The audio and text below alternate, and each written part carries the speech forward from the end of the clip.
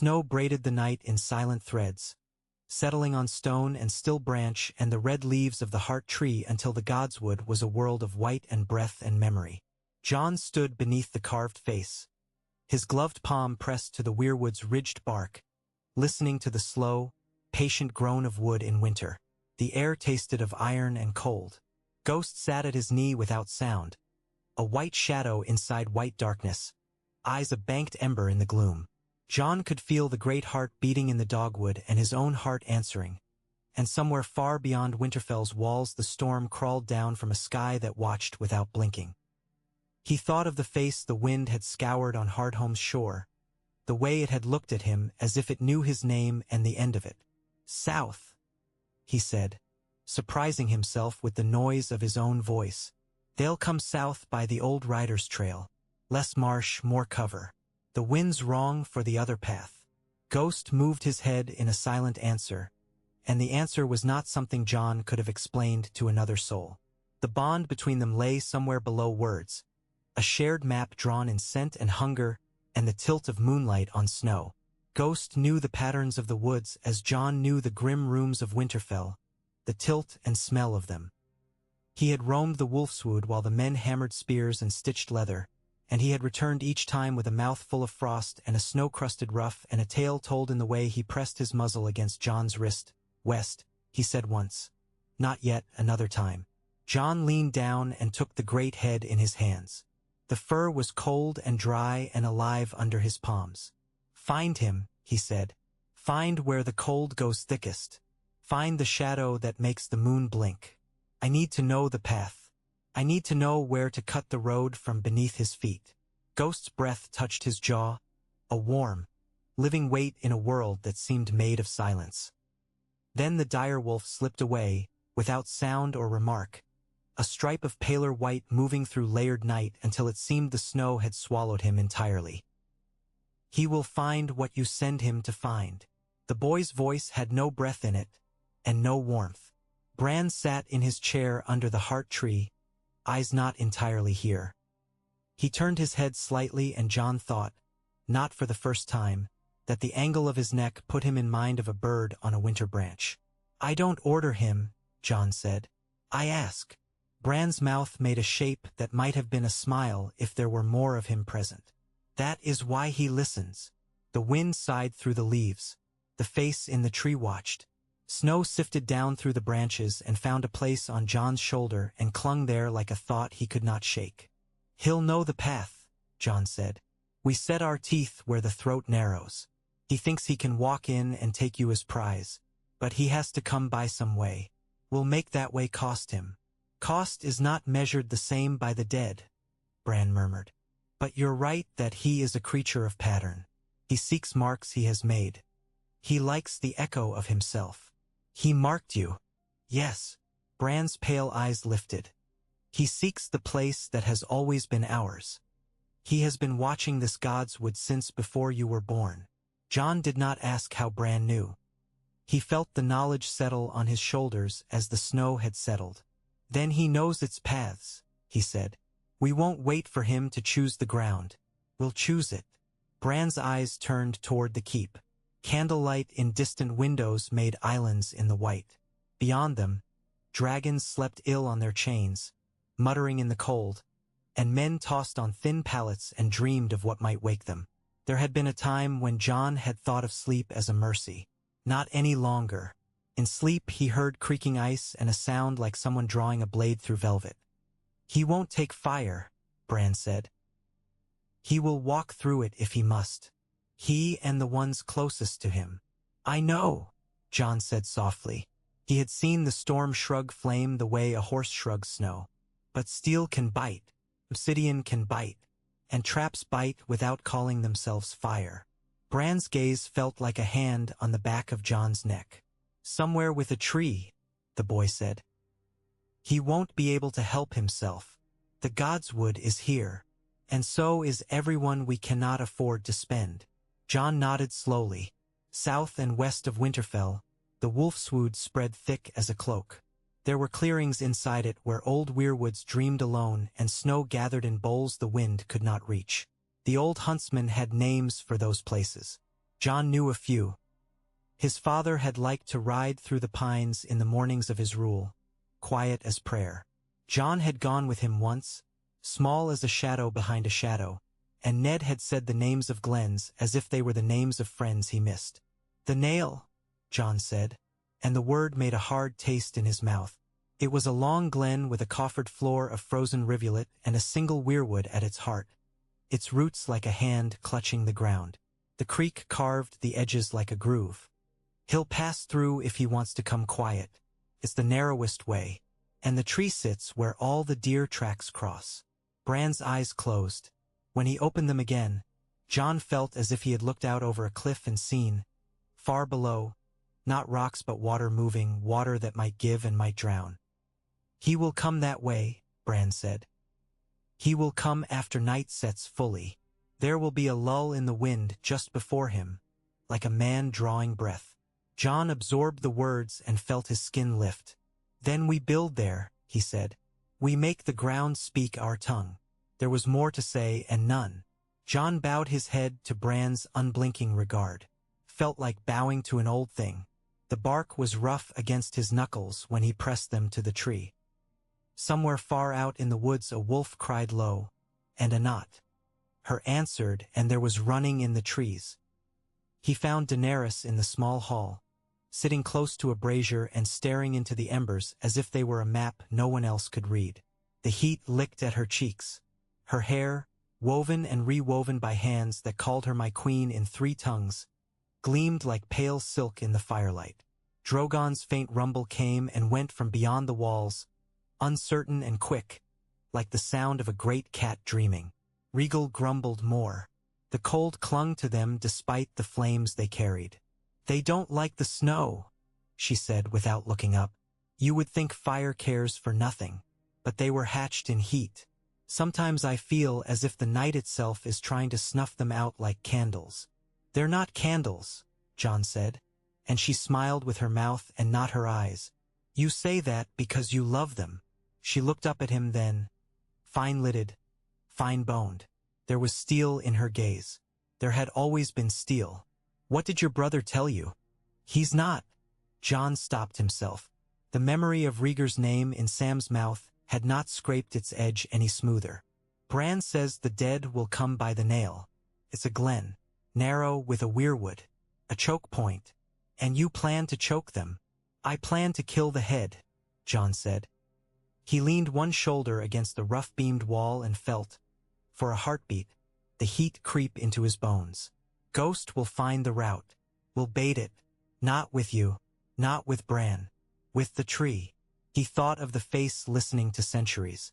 He swallowed. "He likes to look. He will go where he has looked before. You want to take a party into the forest and strike him there." It was not a question. Daenerys watched him as she had watched her dragons learning to fly, ready to call them back or let them fall. "You want to bring him into a trap of your design instead of sit and let him choose. I like it better than waiting for another man's doom to stop at our door. I'll grant you that." Her fingers had been curling in her lap. She stilled them. "You know my fire won't touch him." "I know. So what will?" "Valyrian steel. Dragonglass." John met her eyes. "And the chance to isolate him. He travels with those things, the ones like him. We'll need to pull him forward and keep the others outside the bite. And keep his dead from burying us while we try." "How?" "By building the ground," he said. "Trenches where a man doesn't see them. Spikes beneath snow. Dragonglass in the ditch. The old huntsmen know how to make a boar find a spear with his belly. We'll make the boar do it. And we'll have men on the flanks with dragonglass and steel to strike down his others if they try to circle. We keep them back, we keep the ring tight, we make him step wrong, and we cut his throat when he missteps." Daenerys's gaze did not waver. "Who leads this?" she asked. "You." "Me," he said. "Ghost. A small party. Fast. No banners. The Hound, because he will stand when others flinch. Arya. Brienne. Yora if he will. Theon can shoot if his hands don't shake. Gendry will set the traps. The free folk know the woods. Tormund will smell a path like a hound. Davos reads a battlefield like a ledger. I'd have Grey Worm if you can spare him.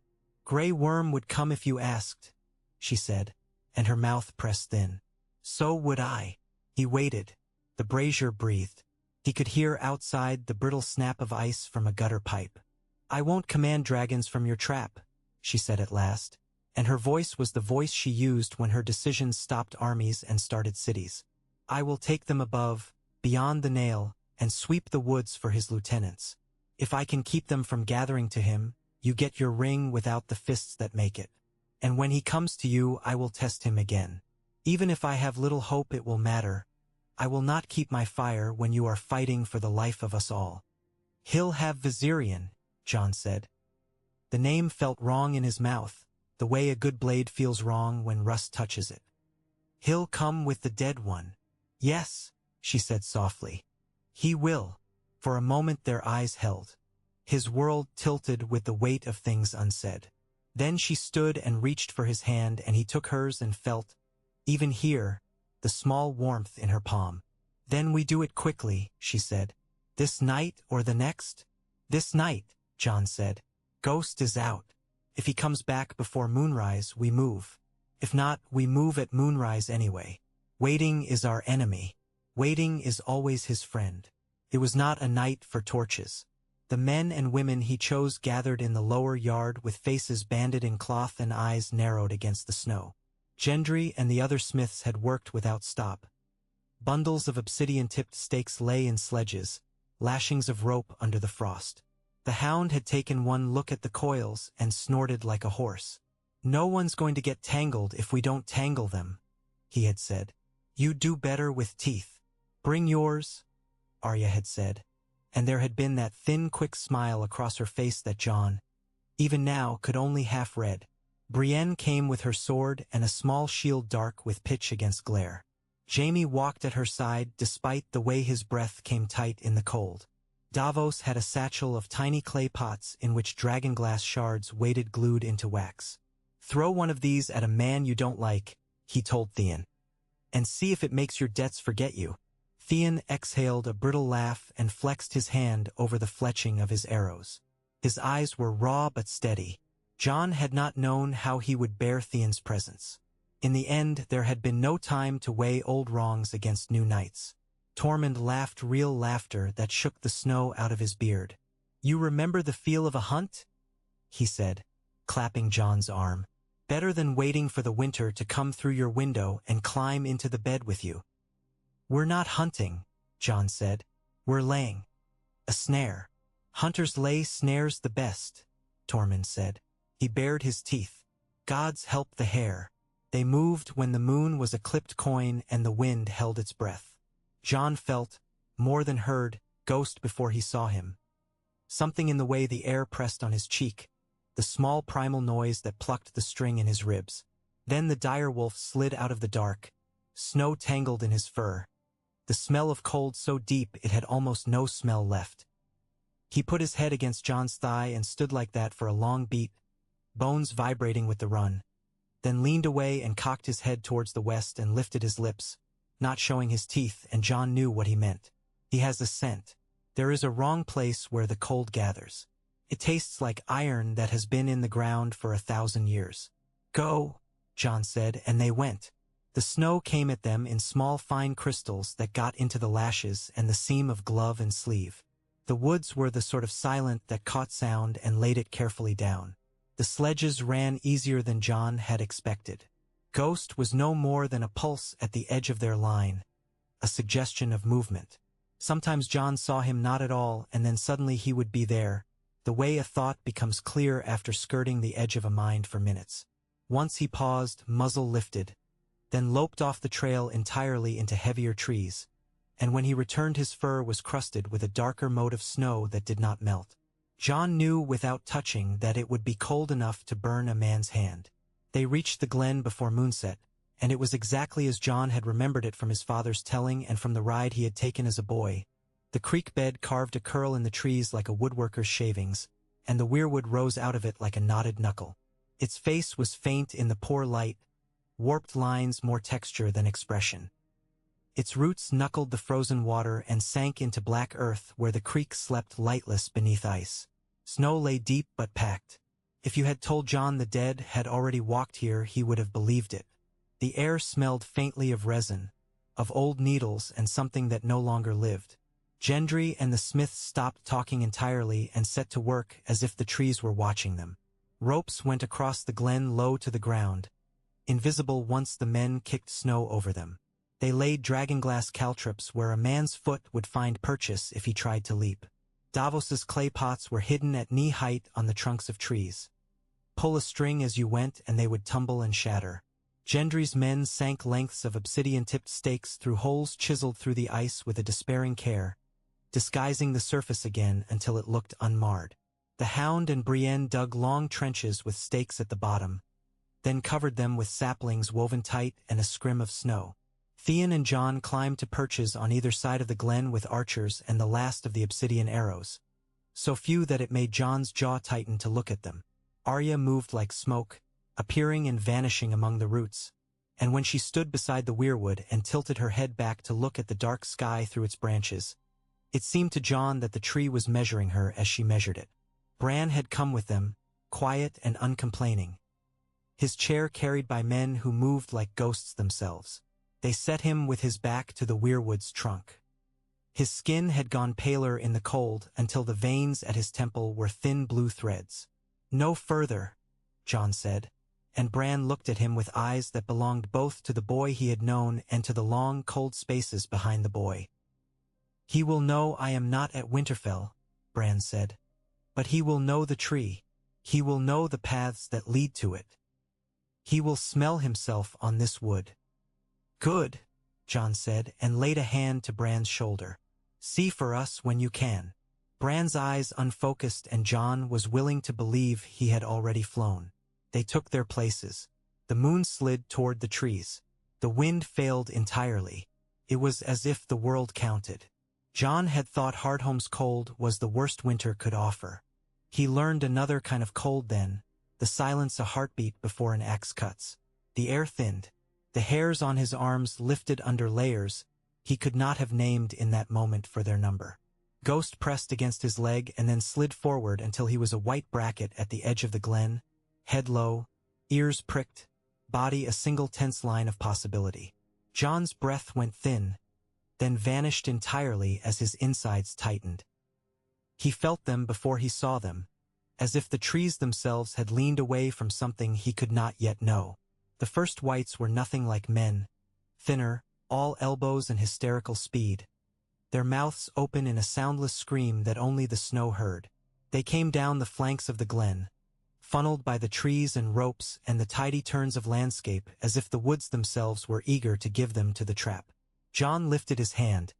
Archers let loose. Obsidian heads punched into skulls and chests and shattered.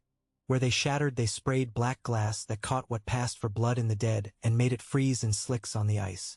The first ranks fell and were climbed, stepped on, forgotten by those behind them. Jon had seen a wave do this with stones. He had seen men do it at the fist.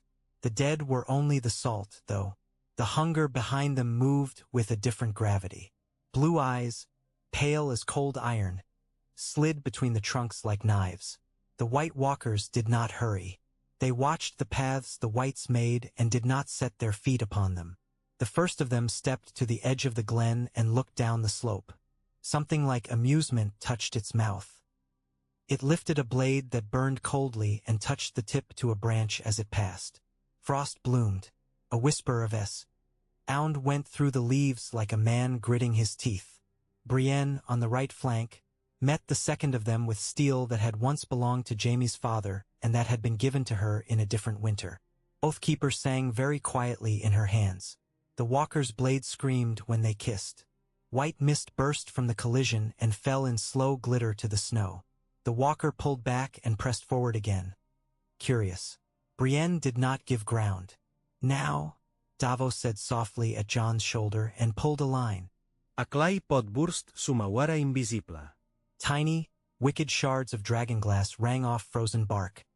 Some caught a White's eye and went in as if the eye had waited its whole life to receive them. Another string broke.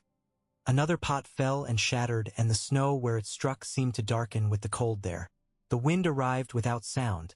not so much moving as lifting, cool hands under a cloak. The snow that had been slowly laying its patient dust over the world suddenly moved sideways all at once. Caught, held, then released. John looked up in time to see a dark shape cross the moon. Dragons. He thought for the beat of a heart, relief and fear making an animal out of him. But the sound that followed was wrong. A high thin keen that had no breath in it at all. A blue-white ragged hole opened in the night and cut a line the length of the glen. The trees groaned. Ice cracked beneath John's boots. A protesting animal sound. "Down," he heard himself say. But the call had already unwound on its way. People were moving without the need of his voice. Training, fear, the long practice of not dying. The blue fire hit the far bank of the creek and threaded its way along the trench line perfectly, blowing saplings into splinters, showing the careful weave of their trap as if a hand had traced it with a smear of light. Where it touched Davos's little pots they shattered, and the cold of them leapt up as if to climb the blue flame and be more of itself. Men fell. Some of them did not stop moving when they hit the ground. Then there was the thrum of wings that belonged to heat. Drogon and Regal dropping out of the cloud like stones and then catching themselves with a single muscular shudder, their throats already gathering light. Jon felt the heat like a god's breath. Daenerys was a dark shape against the brightness, hair and cloak snapping like banners torn loose. The dragons tore the air, met the blue fire with their own. Where flames crossed, the night bent, and for an instant the glen was nothing but color and sound without meaning. Jon could not see. He could smell pine and old snow and the sudden greased stink of melted pitch. "Hold!" he shouted to men who could hear him and to those who could not. "Hold the lines!" Tormund had taken the left flank. He was the big, bright thing he always made himself when the world tried to obliterate him, and he met the third walker with a grin big enough to be a shield. Ghost darted in and out near him, low and swift, harrying. His teeth worrying at knees and calves, trying, Jon knew, to break lines in meat that did not understand itself as meat. Once the dire wolf leapt high and took a white's throat and tore it free, and the head looked surprised for a moment as it bounced and went away under a man's boot. The Night King arrived when the sound of the world had narrowed to an old man's breath, thin and soft and practical. Jon did not see him until he was simply there, stepping into the glen with the unbothered air of a man entering his own hall. The air around him unstitched. The walker who had been amusing itself with Brienne's blade stopped moving, as if a thought had occurred to it and it had to give the thought all of its attention. The frost at the edges of the trees thickened. Jon's tongue stuck to his teeth when he tried to wet his lips. Daenerys saw him, too. Drogon folded, Dove opened, and laid the full long gout of his breath over the figure below. Day happened for a heartbeat in the deep night, a day without warmth. The flame ran off the Night King the way rain runs off oil. He stood inside it and regarded it, and then he took a step and another and walked out through it. He lifted his hand. Somewhere above, Viserion screamed like a torn hinge. "Now," Jon said, but no one had heard him say then either. He had already moved. The world narrowed to the path between himself and the thing that wore winter like a cloak. Ghost was with him. He did not have to look to know it. The two of them slid between the traps as if they had set them with this moment in mind. Jon's breath was a hot little animal in his mouth that panicked with each step and then was trapped again behind clenched teeth. A white lunged. He took its head without meaning to think about it. Longclaw an instant of clean mercy in a world that had run out of such. He stepped over the ruin and kept moving. The Night King turned when Jon was one pace away that felt like a mile. His eyes were not blue like eyes. They were something else looking out through a man's mask. He lifted his blade. Jon lifted his. They met with a sound that tore the air. Longclaw jarred Jon's shoulder to the socket. He felt the shock all the way down his spine, a cold lightning. The Night King's soared through a curtain of frost off itself as it moved, a penumbra of winter. Jon pressed forward. The Night King stepped easily aside like a dancer at a feast avoiding a drunk. Jon's second stroke came in low. The Night King parried with the edge, twisted, and for a moment they were close enough that Jon saw, inside the smooth pale of the creature's face, the suggestion of a man who had once been frightened. Then the moment was gone. and the blade came for him fast enough to wish he had been born with more lives. He ducked, learning without knowing he had chosen to learn, and felt the sword's cold burn shave hair from his temple. Ghost hit the Night King's knee like a thrown boulder. The creature, he did not fall, but it rocked, surprised as a man would be surprised by a dog's weight. John's next stroke came on instinct, a small vicious cut at the wrist, and metal complained. Not enough. Not yet. The world, behind the tight place where John moved and breathed, roared and woke and slept again 20 times in a heartbeat.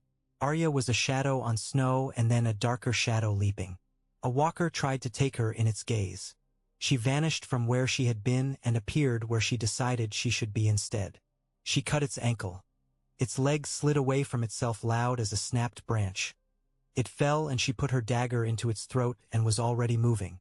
She did not go for the Night King. She went for the ring, the invisible threshold where Davos's strings ran and where Gendry's stakes lay waiting. She tested lines, pulled one with the heel of her boot, saw the pot roll and fall and shatter where she had not meant it to, counted, tried again. Mapping. A cat rediscovering the walls of a room. Daenerys wheeled Drogon for another pass and the Night King lifted his hand and the dead thing in the clouds came shouldering down through the wind in a long slash of cold that made the hairs on Jon's arm lift under clothing heavy as guilt. Rhaegal shot to intercept with a grunt that was as much pain as anger. Their bodies snarled as living and unliving bit at each other with all the long intent of their making. Blue flame cut the night sideways again, and for a moment the glen was a place lit only by edges and eyes. Snow fell in sheets off great beating wings. The Night King smiled. Jon did not know it could do that. The face cracked around the mouth like old porcelain, and there was a suggestion of pity in it, or perhaps pity's third cousin who had never liked you anyway. He brought his sword down in a two-handed cut that Jon almost got his guard up in time to meet. The blow knocked Longclaw out of his hands. It went skidding across the ice, biting shallow, leaving a trail a child could follow. For a moment Jon was a boy again in a yard that did not belong to him, breath burning, hands empty. Ghost hit the Night King again before Jon's mind understood that it was not holding a sword. The direwolf's teeth sank into the creature's thigh, not deep. The flesh there was old ice, stubborn, but with fury. The Night King drew back a hand to strike and Ghost went limp. A trick he had learned from a lean winter 2 years ago with a boar whose tusks were longer than sanity. The blow glanced. Ghost released and danced away, the hair along his spine lifting and settling, lifting and settling. Jon felt the hilt of a blade slam into his palm. He closed on it, not looking, and felt the skin-smooth chill of something that had once been a gift. He looked down once and the world slowed enough to see Arya's face a few paces off. Her mouth open on a breath she would not spend on speech. The little dagger's rippled steel drank the moon. It had struck a neck once that had been meant for him. It had lived through worse, could live through this. He moved. The Night King came in as if he was moving casually, as if this were a friendly bout between companions. Jon caught the cut on the dagger and slid it, a tiny motion that belonged to a different fighter with a different body, a motion taught under a long summer sun with a wooden stick. The blade scraped the Night King's sword and fell into the small joint between wrist and glove. The bit. The Night King turned the hand and the dagger skated. It did not fall. Arya had moved again, barely a scuff of sound. She lifted her own staff, half of it, at least, the Dragonglass head she had loved, and threw it at a walker that had taken one slow step too many toward the place where Bran sat. The walker reached for the shaft as if it would catch it and froze that way, hand open, a statue of itself. It shattered with a fine, cold sound like glass breaking under a blanket. Half the whites on the left side collapsed, strings cut. The others pressed forward, not at all slowed by the falling. "Yora!" Daenerys screamed, and Jon did not look left, but he heard the sword that had guarded her 1,000 miles away cut a white in half and then another. Somewhere Brienne swore, low and vicious, the way a person swears when pain surprises them and angers them more than it hurts. Tormund laughed again, because that was what he did with fear when he had both hands free. The Night King came on again, and Jon waited as he had never been taught to wait. fully still for an instant that had a lifetime inside it. He took a step that was not a step, just a shifting of weight, and held the dagger low where no man who had been taught to fight with honor would hold a blade. The Night King's sword flashed, and for a moment it seemed the world had only that light and Jon's breath and the sound of Ghost's feet tearing the snow. Jon lifted the dagger the last inch, and the blade passed under the blow and went up under the Night King's arm. He felt it. He felt the blade touch something that did not want to be touched, as if the air around the steel had opinion. The sound it made was not a cry.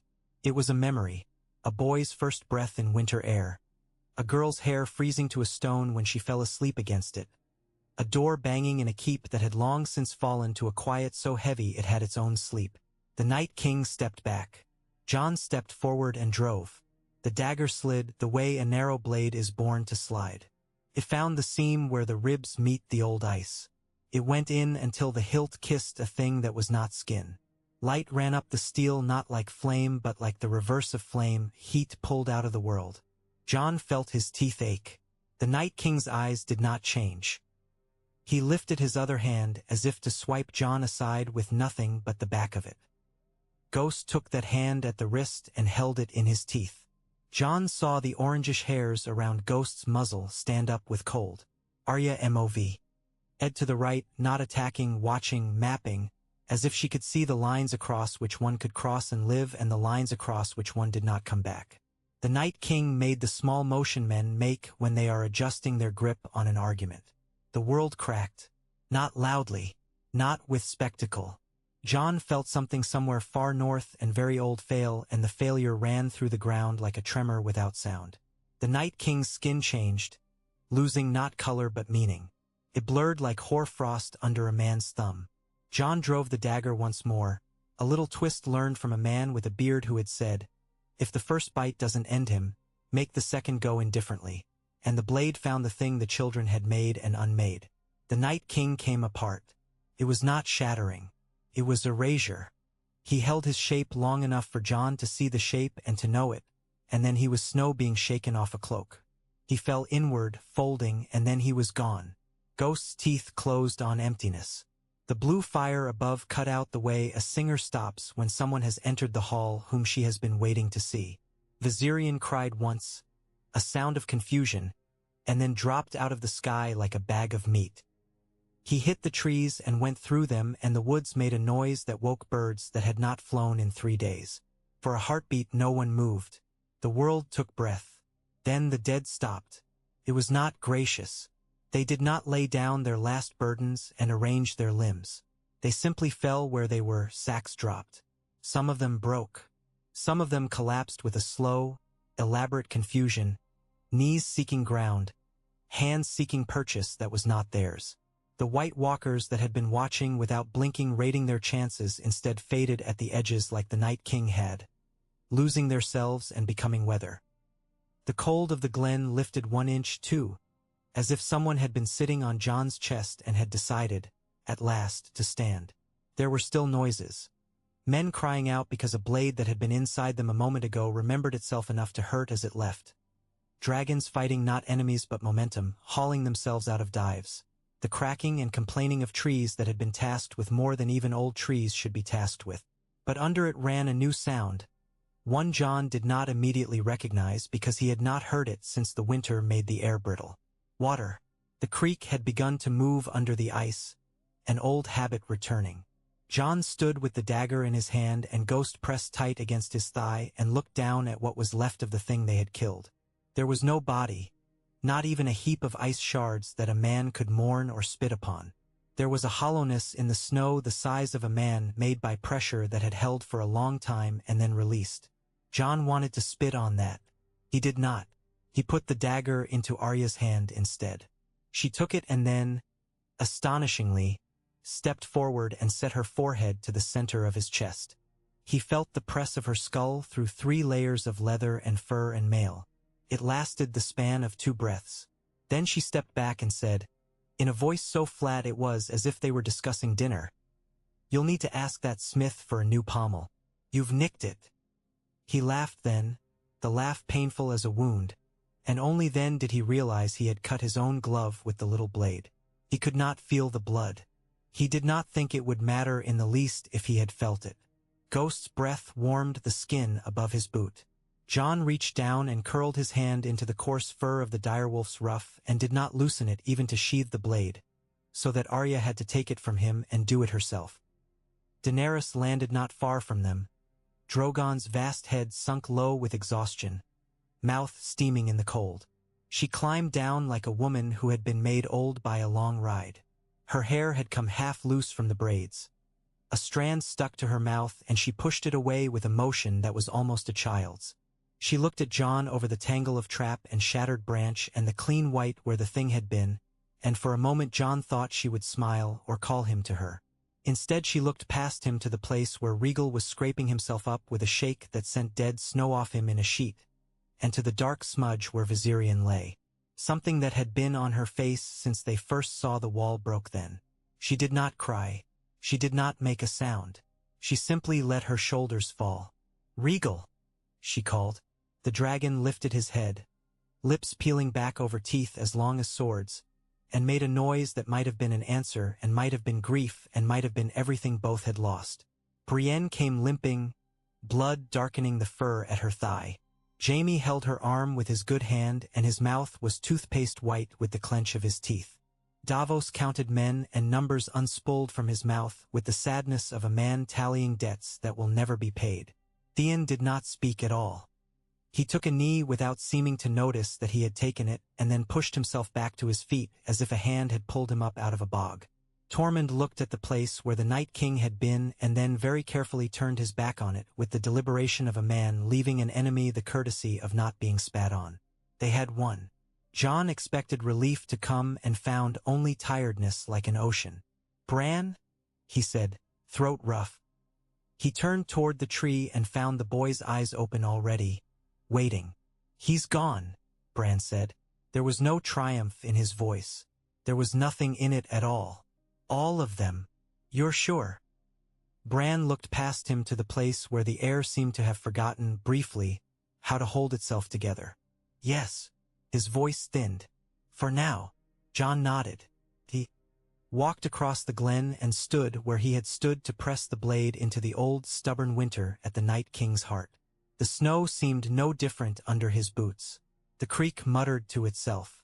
The wind remembered how to breathe. Dawn waited somewhere beyond the tree-line, a rumor among the branches. The sky above the glen had gone from iron to something more like pewter. Jon had always thought of dawn as a color. Now it seemed a decision. "Signal," he said, and someone who had not died in one of the trenches lit the oil-soaked rope they had laid earlier for exactly this moment. A line of fire ran up the slope and caught in the rag atop a pole, and the rag flared reluctantly and then decided to go on burning. The flame was ordinary. Its warmth was small and human.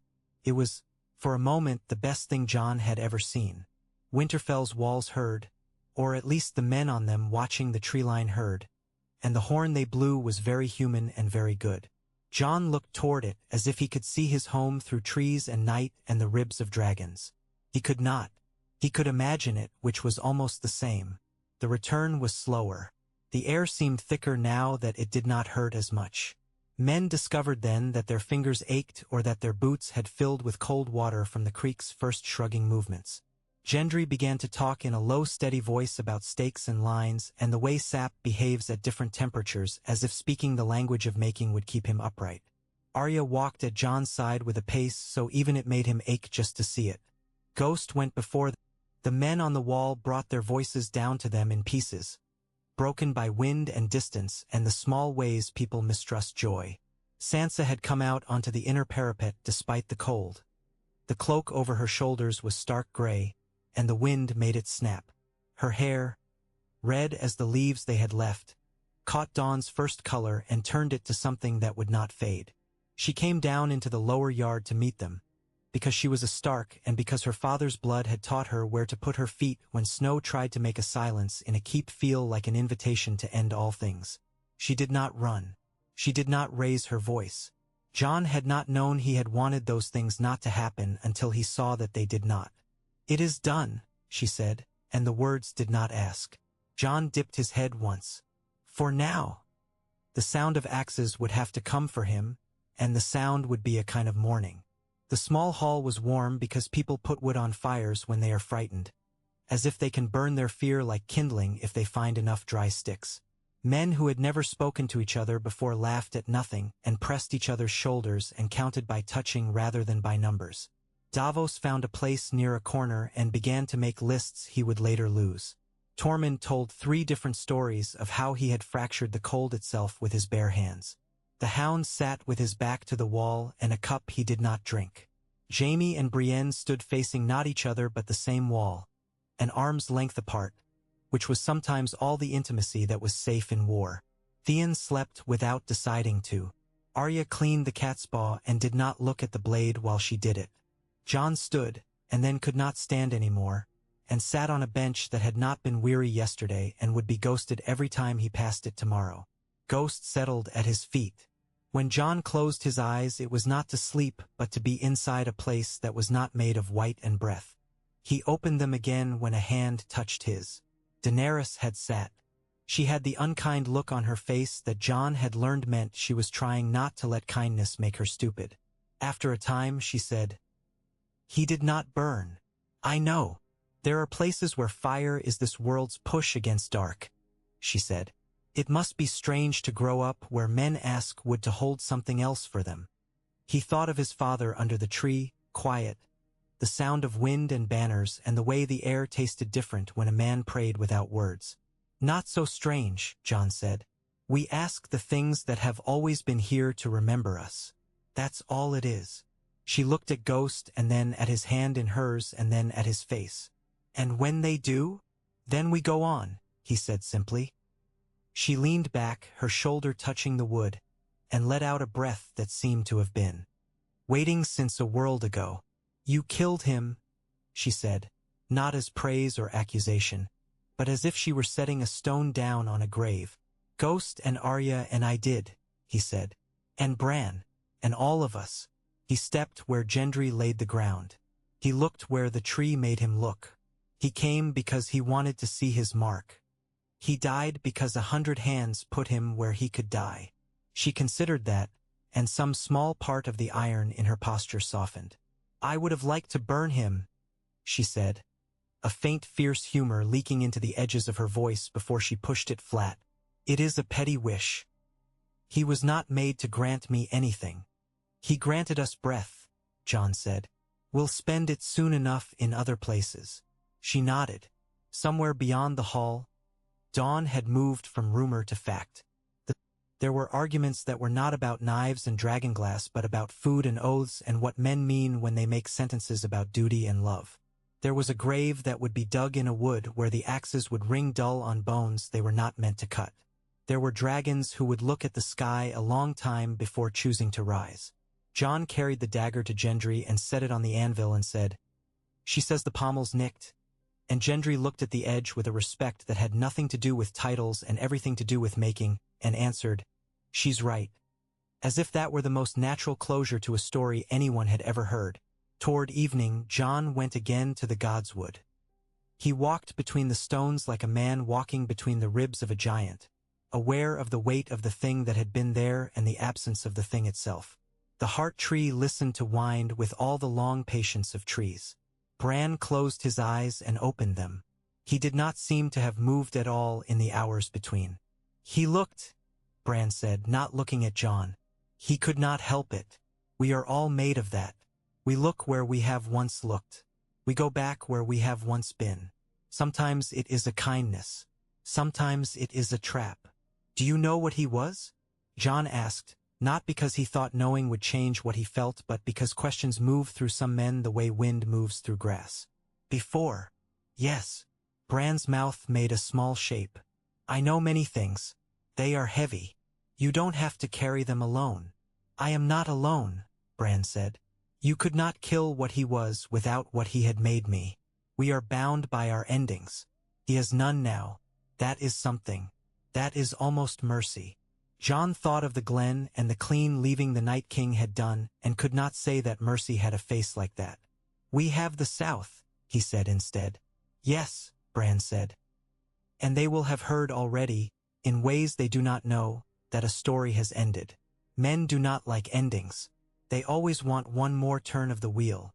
We'll give them one, John said, and the words sounded like his father's, or perhaps like the man he had been before Thorn and the wall and a red woman's hands.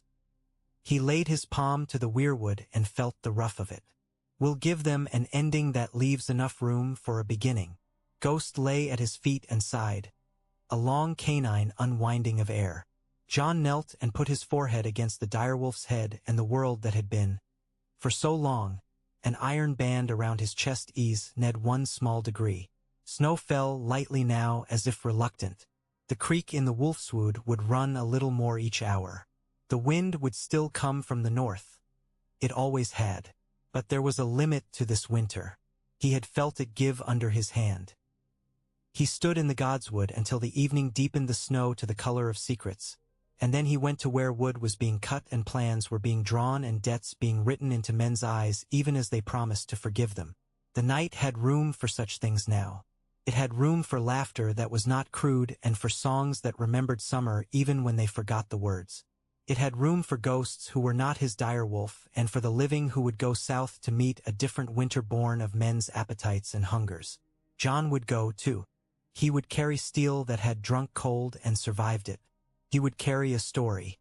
Before he left the yard that night to rest for the next march, he felt something at his heel and knew without looking that it was Ghost. The direwolf bumped his hip with the authority of a thing that knows where you ought to be and is ready to move you there. John laughed and ducked under the weight of a falling snow load from the eave, and the two of them went forward into the keep, into the light, into the next work, a shadow and a shadow's shadow, leaving prints behind them that filled with new snow as quickly as the wind could put it down.